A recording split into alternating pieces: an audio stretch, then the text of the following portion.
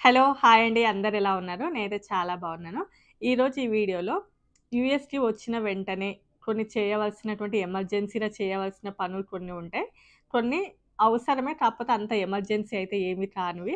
అవేంటి అని చెప్పేసైతే ఈ వీడియోలో మీతో అయితే షేర్ చేద్దాం అనుకుంటున్నాను. సో, చాలామంది యూఎస్‌కి వస్తుంటారు కాబట్టి వచ్చిన వెంటనే ఇవి చేయాలి అంటే ఆల్మోస్ట్ వచ్చాక తెలుస్తదిలేండి. అందరికీ తెలియకుండా ఏమి ఉండదు గానీ సరే మన కంటెంటే యూఎస్ రిలేటెడ్ కాబట్టి ఇందులో ఈ వీడియోలో మీతో అయితే అవి వచ్చిన వెంటనే చేయవలసినవి మీతో అయితే షేర్ చేస్తాను. సో, ఇంకెవరైనా మొదటిసారి మన ఛానెల్‌ని చూస్తున్నట్లయితే తప్పకుండా సబ్స్క్రైబ్ చేసుకోండి. వీడియోకైతే లైక్ చేయండి. ఎవరికైనా యూజ్ అవుతదనుకుంటే షేర్ కూడా చేయండి. సో, ఇంకా ఫస్ట్ థింగ్ వచ్చినటువంటి వెంటనే మీరు ఒక రెంటల్ అపార్ట్‌మెంట్ అయితే చూసుకోవాలి. వచ్చిన వెంటనే ఓన్‌గా కొనడానికి ఉండదు. వచ్చిన వెంటనే కాదు దాని కోసం కొన్ని సంవత్సరాల శ్రమ ఉంటది. అదంతా వేరే విషయం కానీ, సో, వచ్చిన వెంటనే కూడా మీకైతే ఒక రెంటల్ అపార్ట్‌మెంట్ అయితే తప్పకుండా ఉండాలి. సో, అది మనం ఆల్రెడీ మీరు ఏ లొకాలిటీలో ఉంటారు అనేసి ముందే ఫిక్స్ అవుతారు కాబట్టి, అక్కడ నియర్ బై మీకు ఎవరైనా ఉంటే వాళ్ళతోటి ముందే మీరు మాట్లాడుకోవచ్చు. అంటే ఇండియాలో ఉన్నప్పుడే మీరు బాగా తెలిసిన వాళ్ళైతే రెంటల్ అగ్రీమెంట్ ఇస్తారు. కొంతమందైతే ఇవ్వరు. మీరు యూఎస్ వచ్చిన తర్వాతనే తీసుకోవాల్సింది ఉంటది కొంతమంది దగ్గర.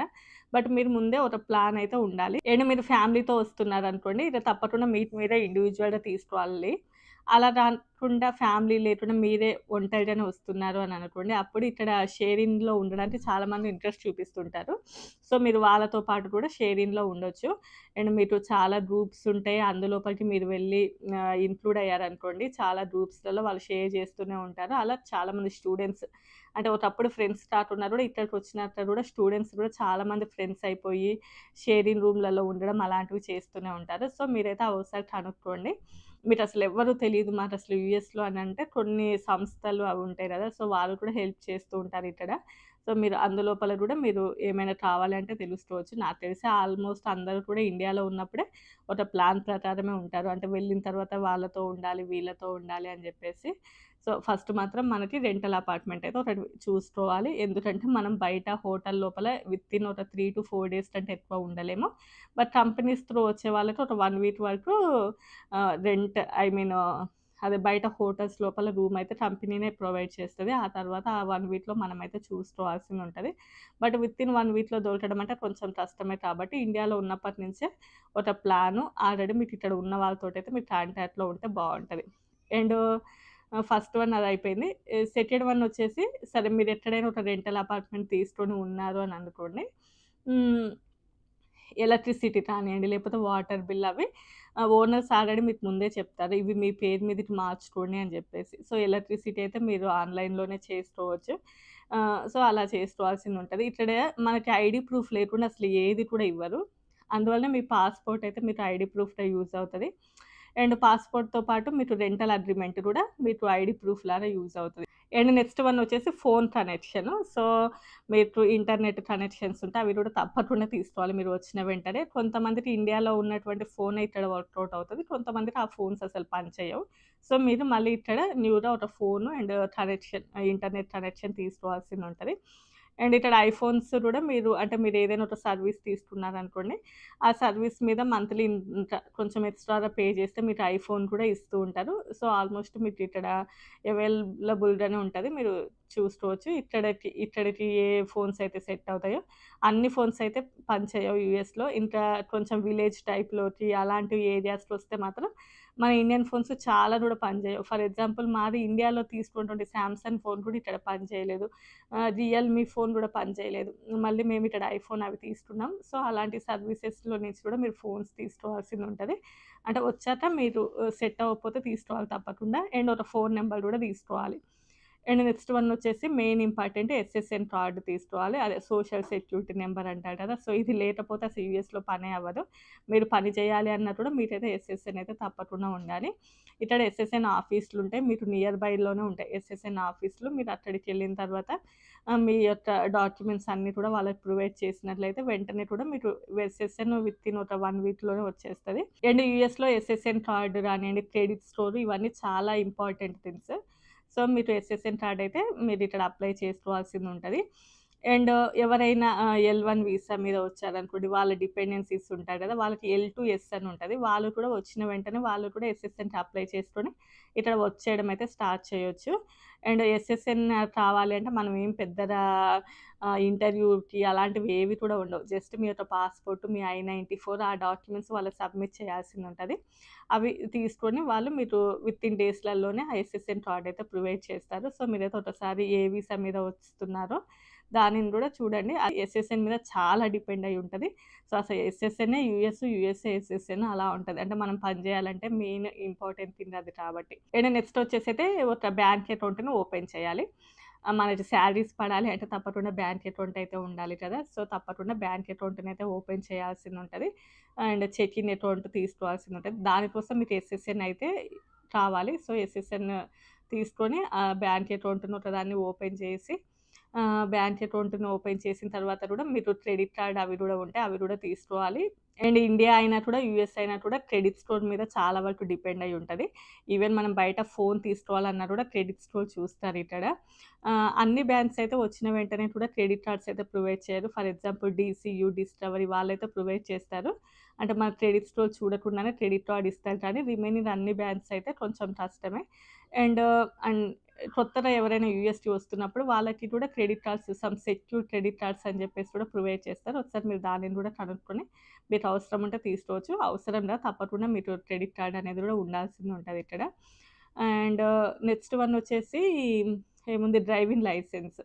సో, యూఎస్‌లో ఇంకా డ్రైవింగ్ లైసెన్స్ అనేది తప్పకుండా కావాలి. అండ్ అది కూడా చాలా చోట్ల మీకు ఐడెంటిటీ ప్రూఫ్ లాగా కూడా యూజ్ అవుతది. డ్రైవింగ్ లైసెన్స్ మనకి వచ్చిన వెంటనే అంటే దానికి డ్రైవింగ్ ఎగ్జామ్ రాయాల్సిందుంటది. అండ్ అదంతా కూడా కొంచెం ప్రాసెస్ ఉంటది కాబట్టి, మీరు ఇండియాలో ఉన్నప్పుడే మీ యొక్క డ్రైవింగ్ లైసెన్స్ గనుక తీసుకొచ్చుకున్నట్లయితే అది స్టేట్‌ని బట్టి యూజ్ అవుతది. ఫర్ ఎగ్జాంపుల్ కొన్ని స్టేట్‌లలో 30 రోజులు, కొన్ని స్టేట్‌లలో 90 డేస్ అలా వర్క్ అవుతదన్నట్లు. మనం ఇండియా నుంచి తెచ్చుకునేటువంటి డ్రైవింగ్ లైసెన్స్ కూడా. సో, అది కూడా మీ స్టేట్‌ని బట్టి మారుతూ ఉంటవి అవి కూడా. బట్ ఇండియా నుంచి వచ్చినప్పుడే మీరు మీ డ్రైవింగ్ లైసెన్స్‌నైతే తెచ్చుకోవాలి. బట్ ఇక్కడ కూడా మీరు డ్రైవింగ్ లైసెన్స్ కోసం తొందరలోనే అప్లై చేసుకోవాల్సింది. అండ్ ఇండియాలో ఉన్నప్పుడే మనకి ఇంటర్నేషనల్ డ్రైవింగ్ లైసెన్స్ కూడా ఉంటది. కావాలంటే మీరు అది కూడా తెచ్చుకోవచ్చు. నెక్స్ట్ వన్ వచ్చేసి ఇంకా health care plan. Health care plan కూడా చాలా ఇంపార్టెంట్ మీకు. మీ యొక్క ఎంప్లాయరే ప్రొవైడ్ చేస్తారు మీకు. బట్ మీరు కూడా చూసుకోవచ్చు. ఎక్కడ ఏ ఇన్స్యూరెన్స్ తీసుకుంటే బావుంటదని చెప్పేసి. మ్యాండేటరీ థింగ్ అన్నట్టు హెల్త్ ఇన్స్యూరెన్స్. ఎందుకంటే వచ్చిన వెంటనే కూడా హెల్త్ ఎలా ఉంటదో తెలీదు. హెల్త్ డిస్టర్బ్ అవుతది. అండ్ మెంటల్‌గా కొంచెం డిస్టర్బ్ అవుతాము. అండ్ ఇక్కడ వెదర్ కూడా సరిగ్గా అందరికి కోఆపరేట్ చేయకపోవచ్చు. మీరు ఉండే ఏరియాని బట్టి చలి అవన్నీ గూడా ఉంటాయి గాబట్టి, సో, వాటి ప్రకారంగా జూసినా, ఎలా జూసినా గూడా అమెరికాలో హెల్త్ ఇన్స్యూరెన్స్ అనేది మ్యాండేటరీ. వచ్చిన వెంటనే కూడా మీరు ఒకటి మంచిది సెలెక్ట్ చేసుకొని, ఒక మంచి హెల్త్ ప్లాన్ అయితే తీసుకోవాల్సిందుంటది. అండ్ నెక్స్ట్ వన్ వచ్చేసి యూఎస్‌పీఎస్ అదే పోస్టల్ సర్వీసెస్ ఉంటాయి కదా! వాటికి మీ యొక్క అడ్రెస్‌నైతే చేంజ్ చేసుకోవాల్సిందుంటది. ఇది మ్యాండేటరీ థింగ్. యూఎస్‌లో ఇప్పుడైతే కంపల్సరీ మ్యాండేటరీ అయింది. నేను వీటి గురించి ఆల్రెడీ ప్రతి దానికి కూడా సెపరేట్‌గా వీడియోస్ ఉన్నాయి మన ఛానెల్‌లో. ఇంట్రెస్ట్ ఉంటే అవి కూడా ఎళ్లి చూడండి. ఎందుకంటే ఇక్కడ పోస్టల్ అనేది ఆల్మోస్ట్ ప్రతి ఇంట్లో ఉంటది. అంటే ప్రతి ఒక్కరికి ఒక సెపరేట్ క్యూ ఉంటది. మీకు ఏది రావాలనుకున్నా కూడా మీ పోస్టల్ అడ్రస్‌కే వస్తాయి. సో, ఇంక మీరు మీ అడ్రస్‌నైతే దానికి సెట్ చేసుకోవాల్సిందుంటది. అండ్ నెక్స్ట్ వచ్చేసి కారు. కార్ ఒకటి కూడా యూఎస్‌లో మ్యాండేటరీగా తీసుకోవాలి. చాలామంది సెకండ్ హ్యాండ్ కార్సే తీసుకుంటారు ఇక్కడ. బట్ సెకండ్ హ్యాండ్ కార్స్ తీసుకునేటప్పుడు చాలా జాగ్రత్తగా ఉండాలి. మనకి ఎలాగో తక్కువకే వస్తుంది కదా అని చెప్పేసి ఏది పడితే అదైతే తీసుకోకూడదు. వన్స్ మీరు అలా తీసుకున్నారనుకోండి, అది చాలా త్వరగానే రిపేర్‌కొచ్చేస్తాయి. వచ్చిన తర్వాత మళ్ళీ మీరు రిపేర్ చేయించడానికంటే కూడా వేరే న్యూ కార్ తీసుకోవాల్సొస్తదన్నట్లు. అంత ఎక్స్‌పెన్సివ్ ఉంటది. సో, మీరు సెకండ్ హ్యాండ్ కార్స్ తీసుకునేటప్పుడు చాలా జాగ్రత్తగా ఉండాలి. కొంచెం టైం అయినా కూడా అది ఎమర్జెన్సీ అని కాదు. కొంచెం త్వరగానే తీసుకోవాల్సిందన్నట్టు కారు యూఎస్‌లో. బట్ కొంచెం టైం అయినా కూడా సెకండ్ హ్యాండ్‌లోనే మంచిది సెట్ చేసుకోండి. నేను దాని మీద కూడా ఒక వీడియో చేస్తాను. ఇక్కడ సెకండ్ హ్యాండ్ కార్స్ అసలు ఎలా తీసుకుంటే బావుంటదని చెప్పేసి కూడా. అండ్ నెక్స్ట్ వచ్చేసి ఇంపార్టెంటే కానీ అంత నాన్ అర్జెంట్ అయితే ఏమి కావు. కొన్ని థింగ్స్ ఉంటాయి. అవేంటి అంటే ఫర్ ఎగ్జాంపుల్ క్రెడిట్ స్కోర్ ఎలా బిల్డ్ చేసుకోవాలో ఒకటి తెలుసుకోవాలి మీరు. అండ్ నెక్స్ట్ వన్ ఇక్కడికొచ్చిన తర్వాత అంటే కొంచెం ఎక్స్‌ప్లోర్ చేయడం. అంటే మీకు దగ్గరలో ఏమేమున్నాయి అండ్ ఎక్కడ ప్రైజెస్ ఎలా ఉన్నాయి. మనకెక్కడ ఏవి అవైలబుల్‌గా దొరుకుతున్నాయి. అండ్ ఇక ప్రైజెస్ అనేది ఒక స్టోర్‌కి, ఇంకో స్టోర్‌కి మధ్య కొంచెం డిఫరెన్సెస్ ఉంటాయి. ఏవి ఎక్కడ తీసుకుంటే బావుంటది.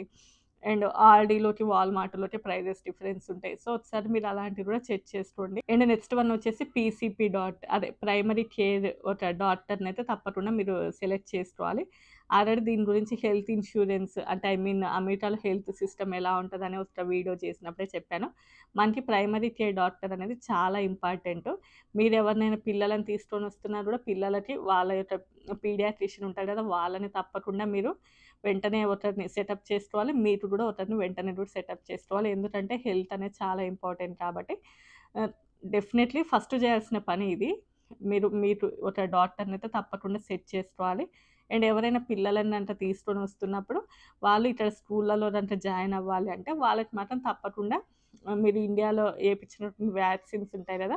వాటి యొక్క రికార్డ్ అయితే తప్పకుండా ఉండాలి. ఎందుకంటే అమెరికా స్కూల్‌లో జాయిన్ చేసినప్పుడు హెల్త్ యొక్క రికార్డ్ తప్పకుండా వాళ్ళు చూస్తారు. అండ్ ఇక్కడికొచ్చినాక కూడా ప్రైమరీ డాక్టర్ నుంచి వాళ్ళకి ఎలాంటి ప్రాబ్లమ్స్ లేవు. ఈవెన్ ఏమైనా ప్రాబ్లమ్స్ ఉన్నా కూడా అంతా కూడా ఒక రికార్డ్ ఉంచి వాళ్ళకి సబ్మిట్ చేయాల్సిందుంటది కాబట్టి, సో, మీరు ఇండియా నుంచి వచ్చేటప్పుడే పిల్లలకి ఏమేమి వ్యాక్సిన్స్ ఏపిస్తారో ఆ రికార్డ్ తెచ్చుకోండి. ఇక్కడికొచ్చినా కూడా ప్రైమరీ డాక్టర్‌నైతే తప్పకుండా సెట్ చేసి అండ్ నెక్స్ట్ వన్ వచ్చేసి అమెరికాలో ఉండాలి అంటే ఇక్కడ థింగ్స్ కూడా కొన్ని మనం తెలుసుకొనుండాలి. కొన్ని థింగ్స్ అనంటే అంటే వాళ్ళలాగా రెడీ అవ్వాలి అలాంటివి కాదు. జస్ట్ మనం బయటికెళ్ళినప్పుడు ఎక్కడికన్నా ఎళ్ళినప్పుడు టిప్స్ ఇవ్వడం అనేది మ్యాండేటరీ. మీరు అసలు బిల్లు కట్టకుండా ఏమనడానికి టిప్స్ ఇవ్వకపోతే చాలా హర్ట్ అవుతారు. ఇట్లా టిప్స్ ఇవ్వడం అనేది మ్యాండేటరీ.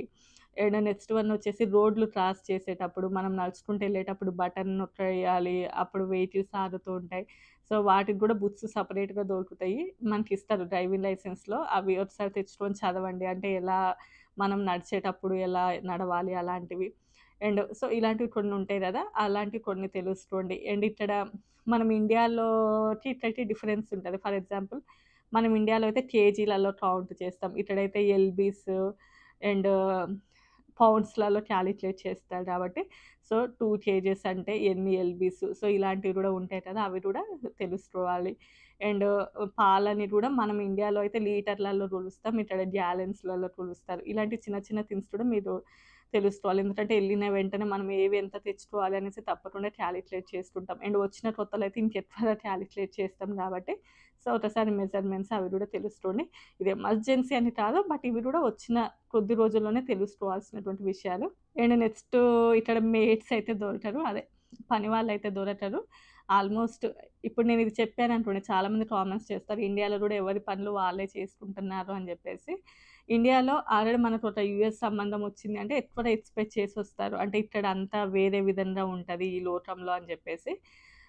ఈవెన్ ఇండియాలో మనం ఒక జాబ్ చేస్తున్నాం అంటే ఉదయం ఎళ్ళేసి వర్క్ చేసేసి ఇంటికొచ్చాక అసలు మనకి ఏ పని ఉండదు. జస్ట్ నైట్ సూట్ ఏసుకొని ఏదో సినిమా పెట్టుకొని కూర్చుంటాం. బట్ ఇక్కడ అలాంటివైతే ఏవి గూడా కుదరవు. బాత్రూమ్‌లో కడుక్కోవాల్సిందుంటది. ఉదయం లేచినప్పటి నుంచి నైట్ పడుకునే వరకు అన్ని పనులు మీరే చేసుకోవాల్సిందుంటది ఇక్కడ. వేరే ఎవరు గూడా మీరు చెయ్యరు కాబట్టి ముందే కొంచెం ప్రిపేర్డ్ అయ్యి ఉండాలి తప్పకుండా దానికి. యూఎస్ సంబంధం దొరికింది ఇంకా అమెరికాకి పోతున్నాం. ఈవెన్ యూఎస్ అనే కాదు వేరే ఏ ఇతర కంట్రీ‌లో పోతున్నా కూడా కొంచెం ఎక్కువ ఎక్స్‌పెక్ట్ చేసొస్తారు. బట్ ఇండియాలో ఉన్నట్లుగా ఇండియాలో ఏంటంటే మనం సంపాదించే సంపాదనకి ఒకరిని పెట్టుకోగలం. ఫర్ ఎగ్జాంపుల్ మనం నెలకు ఒక రూ. 1,00,000 సంపాదిస్తుంటే నెలకు ఒక 3,000 ఇచ్చి ఒక పనామని పెట్టుకోగలం. బట్ ఇక్కడ నువ్వు 5,00,000 సంపాదించినా, 10,00,000 సంపాదించినా నీ పని నువ్వే చేసుకోవాల్సిందుంటది.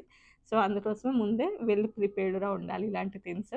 అన్ని పనులు కూడా తప్పకుండా తెలుసుకొని ఉండాలి. ఈవెన్ ఆడవాళ్ళైనా, మగవాళ్ళైనా కూడా. ఎందుకంటే ఇక్కడికొచ్చాక మీరు కూడా వాళ్ళకి హెల్ప్ చేయాల్సిందుంటది. స్టూడెంట్స్ అయితే ఇంకా అన్ని మొత్తం బండ చాకిరీ చేసుకోవాల్సిందుంటది వాళ్ళే కాబట్టి, సో, ఆ వంట తప్పకుండా నేర్చుకోవాల్సిందుంటది. అవి మనకు చాలా సిల్లీ థింగ్స్ అనిపిస్తది. అబ్బా! ఇది కూడా ఒక వీడియోలో చెప్పాలా అని అనుకోవచ్చు. తప్పకుండా తెలుసుకోవాల్సిన విషయాలే ఇవన్నట్లు. ఎందుకంటే అన్ని పనులు తెలిసుండాలి. బయటికెళ్ళి ఫ్రీక్వెంట్‌గా తినలేము ఇండియాలో లాగా. ఇండియాలో లాగా అంత ఫ్లెక్సిబుల్‌గా ఏవి దొరకవు. అండ్ ఇండియాలో లాగా పని కోసం ఎవరు కూడా రారు. సో, ఇలాంటివి కూడా తప్పకుండా తెలుసుకొనుండాలి. నాకు తెలిసి ఇంతే అండి. ఆల్‌మోస్ట్ నాకు తెలిసి అన్నీ కవర్ చేశాననుకుంటున్నాను. వీడియో లెంత్ ఎక్కువైతే 1 పెట్టుకొని చూడండి. కొంతమంది మరీ ఏంటి ఇంత స్పీడ్‌గా చెప్తున్నారు, స్లోగా చెప్పొచ్చు కదా! అనుకునేవాళ్ళు స్లోగా పెట్టుకొని కూడా వీడియోని చూడొచ్చు. మీరు సెట్ చేసుకొని అలా కూడా చూడండి. చాలామంది అంటారు ఫాస్ట్‌గా చెప్తున్నారు అని. సో, ఇంక నాకైతే ఇలానే అలవాటు కాబట్టి ఇలానే చెప్తున్నాను.